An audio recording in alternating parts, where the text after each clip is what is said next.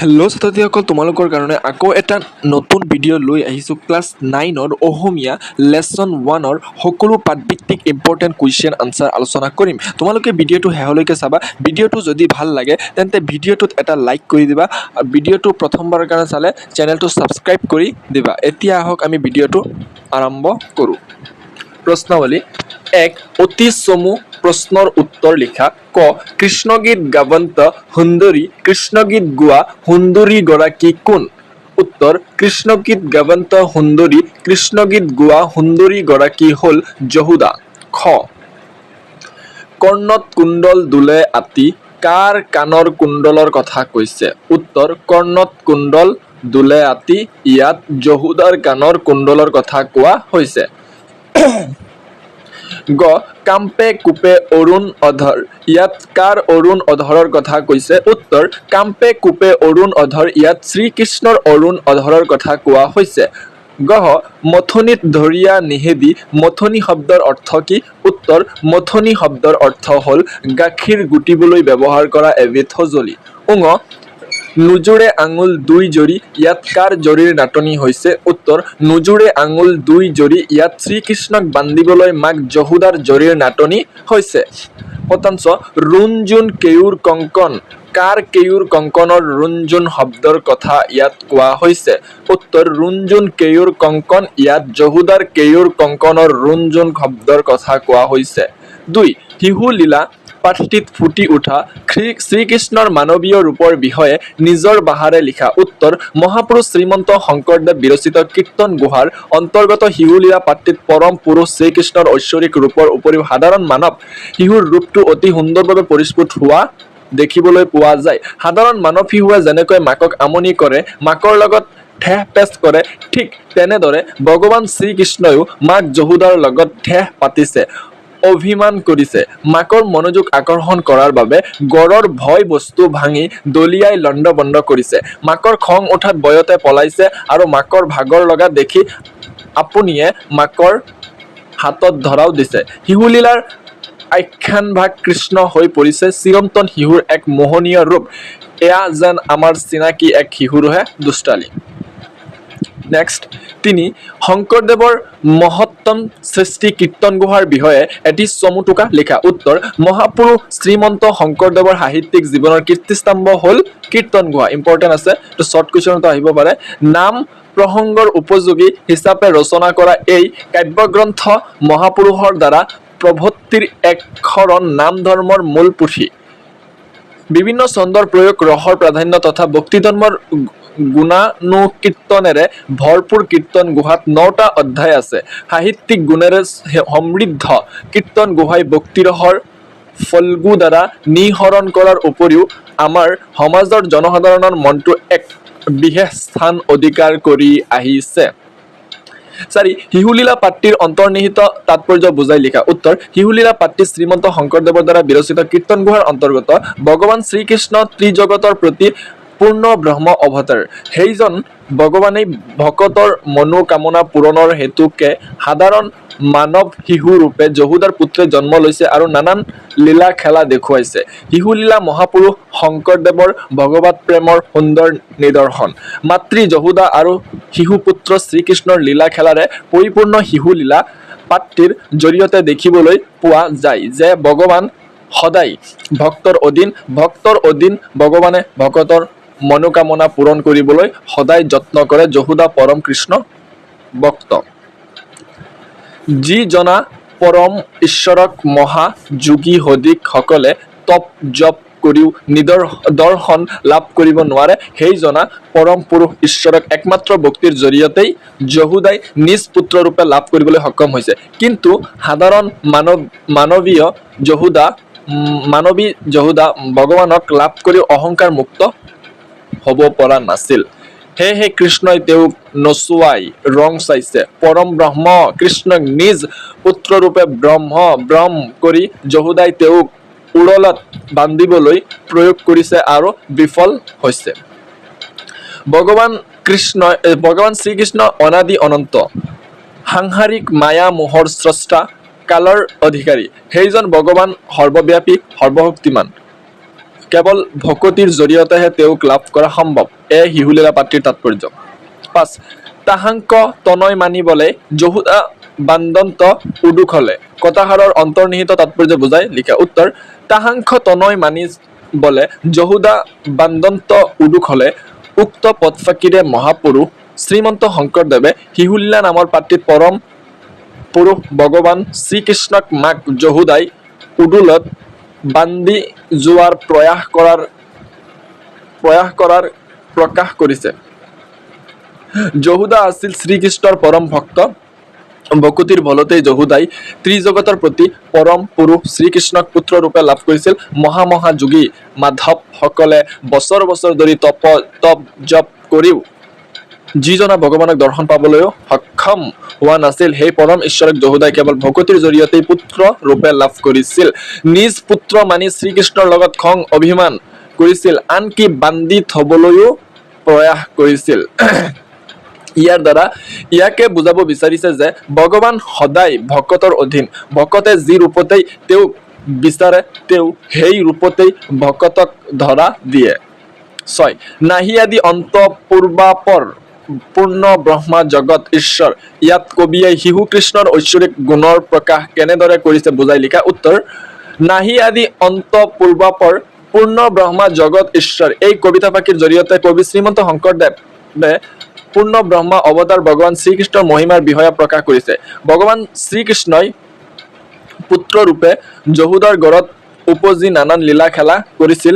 শিশু পুত্ৰৰূপে তেওঁ যহোদাৰ কোলাত উঠিবলৈ আমনি কৰিছিল, মাকক কাম কৰিবলৈ আমনি কৰিছিল, স্তনপান কৰিবলৈ নাপাই দধিবান্ধ ভাঙিছিল, লৱণো চুৰ কৰি নিজেও খাইছিল আৰু বান্দৰকো দিছিল। শিশু কৃষ্ণৰ উৎপাতত মাক যহোদা অতিষ্ঠ হৈছিল আৰু শান্তিৰূপে ৰছীৰে উৰহলত বান্ধি থবলৈ প্ৰয়াস কৰিছিল। কিন্তু শ্ৰীকৃষ্ণ হ'ল পৰম ভগৱান, তেওঁক একোৰেই আবদ্ধ কৰিব নোৱাৰি। সেয়েহে যহোদাই তেওঁক বান্ধিব বিচাৰোতে প্ৰতিবাৰতেই 2 আঙুল ৰছীৰ নাটনি হ'ল। অৱশেষত মাকৰ পৰিশ্ৰম দেখি শ্ৰীকৃষ্ণই নিজেই যহোদাৰ হাতত বন্ধন স্বীকাৰ কৰিলে। সেয়েহে কবিয়ে কৈছে যে শ্ৰীকৃষ্ণৰ আদি অন্ত নাই, তেওঁৱেই এই সচৰাচৰ জগতৰ পৰম পুৰুষ, ত্ৰিজগতৰ সৃষ্টিকৰ্তা পূৰ্ণ ব্ৰহ্মা অৱতাৰ। 7. ব্যাখ্যা কৰা। ক. যাক যোগী নপাৱে ধ্যানত হেন হৰি পলান্ত ভয়ত। উত্তৰ: যাক যোগী নপাৱে ধ্যানত হেন হৰি পলান্ত ভয়ত। উক্ত পদফাকি আমাৰ পাঠ্যপুথিৰ অন্তৰ্গত শ্ৰীমন্ত শংকৰদেৱ বিৰচিত শিহুলীলা নামৰ পাত্ৰীৰ পৰা তুলি দিয়া হৈছে। পদফাকিৰ জৰিয়তে কবিয়ে ভগৱান শ্ৰীকৃষ্ণৰ অনন্ত মহিমাৰ বিষয়ে অৱগত কৰাইছে। শ্ৰীকৃষ্ণ হ'ল পৰম পুৰুষ ভগৱান। শ্ৰীকৃষ্ণ হ'ল পৰম পুৰুষ ভগৱান, ত্ৰিজগতৰ সৃষ্টিকৰ্তা। তেওঁক মহা যোগী সকলেও অনেক সাধনা তপস্যা কৰিও লাভ কৰিব নোৱাৰে। কিন্তু সেইজনা পৰম ঈশ্বৰকে যহোদাই পুত্ৰৰূপে লাভ কৰিছিল একমাত্ৰ ভক্তিৰ জৰিয়তেহে। কেৱল পুত্ৰৰূপে লাভ কৰাই নহয়, যহোদাৰ ভয়তে শিশু কৃষ্ণই পলাই ফুৰিবলগীয়াও হৈছিল। ই সম্ভৱ হৈছে কেৱল ভক্তিৰ বলত। ভগৱান ভক্তৰ অধীন। সেয়েহে শংকৰদেৱে শ্ৰীকৃষ্ণৰ মহিমা আৰু ভক্তিৰ মহিমা প্ৰকাশ উক্ত পদফাকিৰ জৰিয়তে প্ৰকাশ কৰিছে। খ. বাণ্ড ভাঙি আবে যাইবি কোঠা, খাইবো আজি কৃষ্ণ তোৰ মাথা। উত্তৰ: বাণ্ড ভাঙি আবে যাইবি কোঠা, খাইবো আজি কৃষ্ণ তোৰ মাথা। উক্ত পদফাকি আমাৰ পাঠৰ অন্তৰ্গত শ্ৰীমন্ত শংকৰদেৱে বিৰচিত শিহুলীলা নামৰ পাত্ৰীৰ পৰা তুলি দিয়া হৈছে। কবিতা ফাঁকিত যহোদাই শ্ৰীকৃষ্ণক ধৈ লৱণৰ টেকেলি ভঙাৰ বাবে খং কৰি গালি পৰাৰ কথা কোৱা হৈছে। শ্ৰীকৃষ্ণক যহোদাই কোলাৰ পৰা নমাই স্তন পান কৰাৰ পৰা বিৰত কৰি জুইত বহাই থোৱা গাখীৰ নমাবলৈ যোৱা বাবে শ্ৰীকৃষ্ণই খঙতে দৈ লৱণৰ টেকেলিবোৰ মজিয়াত ছটিয়াই নিজেও খাইছে আৰু বান্দৰকো দিছে। যহোদাই জুইৰ পৰা গাখীৰ নমাই থৈ আহি কৃষ্ণৰ কাণ্ড দেখি খং উঠিছে আৰু কৃষ্ণক এইবোৰ দুষ্টালি কৰাৰ বাবে গালি পাৰিছে। পদফাকিৰ জৰিয়তে মাতৃ আৰু পুত্ৰৰ চিৰন্তন স্নেহৰ প্ৰকাশ ঘটিছে। গ. পাছে পাছে যহোদা খেদন্ত, ভয়ে লাগ মাভক নেদন্ত। উত্তৰ পাছে পাছে যহোদা খেদন্ত ভয়ে লাগ মাৱক নেদন্ত। উক্ত কবিতা ফাঁকি আমাৰ পাঠৰ অন্তৰ্গত শ্ৰীমন্ত শংকৰদেৱে বিৰচিত শিশুলীলাৰ পৰা তুলি দিয়া হৈছে। পৰম ভক্ত যহোদাই নিজা ভকতিৰ ফলত ত্ৰিজগতৰ প্ৰতি হৰিক পুত্ৰৰূপে লাভ কৰিবলৈ সক্ষম হৈছিল। শ্ৰীকৃষ্ণইও শিশুৰূপে মাতৃ যহোদাৰ লগত নানান লীলা খেলা কৰিছিল। মাকৰ স্তন পান কৰিব নাপাই শিশু কৃষ্ণই ধৈ লৱণৰ টেকেলি শিলগুটি মাৰি ভাঙিছিল। লৱণবোৰ মজিয়াত ছটিয়াইছিল, নিজেও খাইছিল আৰু বান্দৰকো দিছিল। যহোদাই কৃষ্ণৰ এই কাণ্ড দেখি খং কৰিছিল আৰু মাৰিবলৈ হাতত ভাৰী তুলি লৈছিল।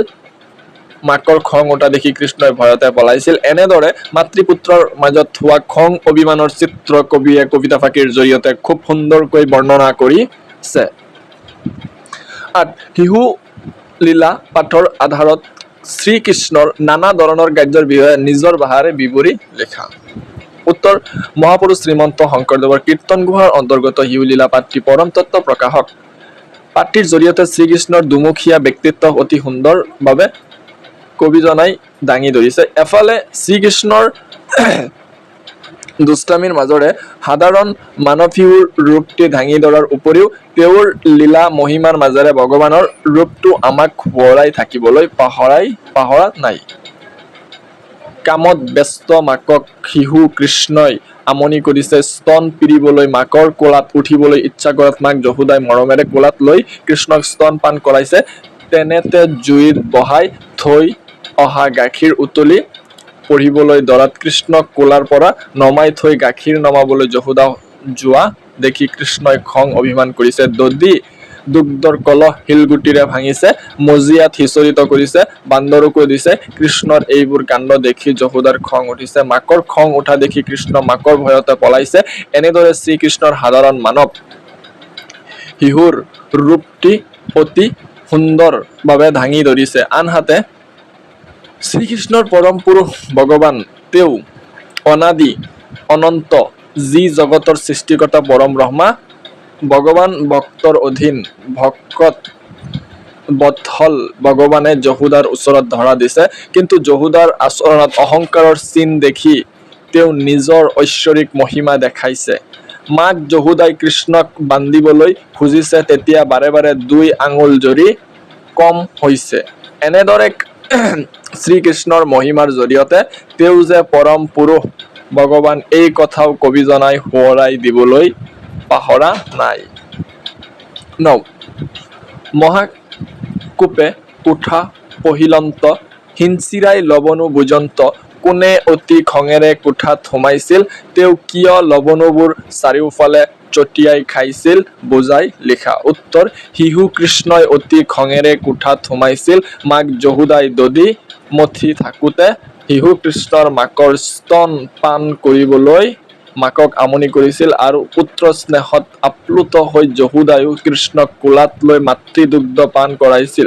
তেনেকুৱা সময়তে যশোদাই আশাত বহাই থোৱা গাখীৰ উতলি পৰিবলৈ ধৰাত কৃষ্ণক কোলাৰ পৰা নমাই দৌৰি গল।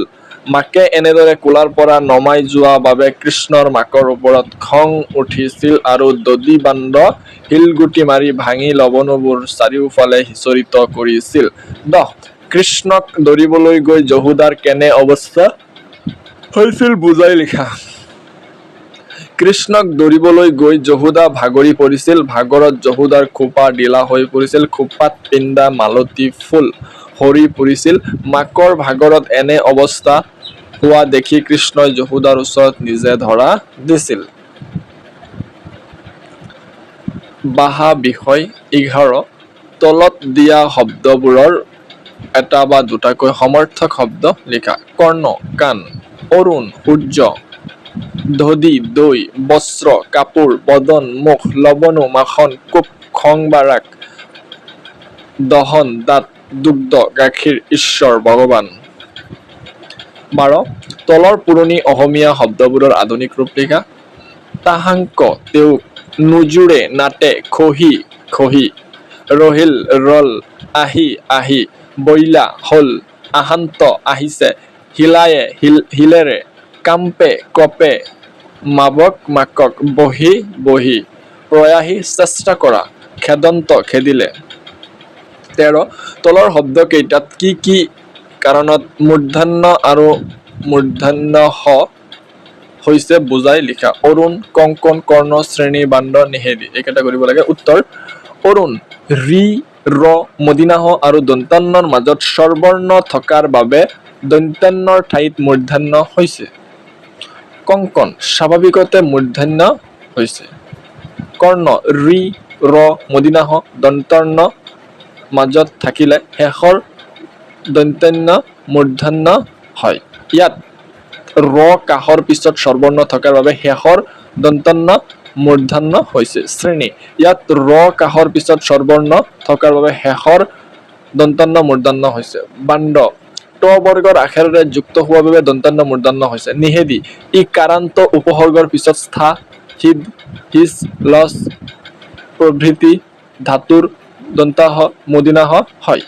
14 পাঠটোত থকা অসমাপিকা ক্ৰিয়া শব্দ পাঁচোটা বাছি উলিয়াই লিখা। উত্তৰ পিণ্ডি, গয়া, বান্দি, দৰিয়া, এৰি। ছাত্ৰ ছাত্ৰীসকল ভিডিঅ'টো ভাল লাগিলে লাইক আৰু ছাবস্ক্ৰাইব কৰিব নাপাহৰিবা। Thank U.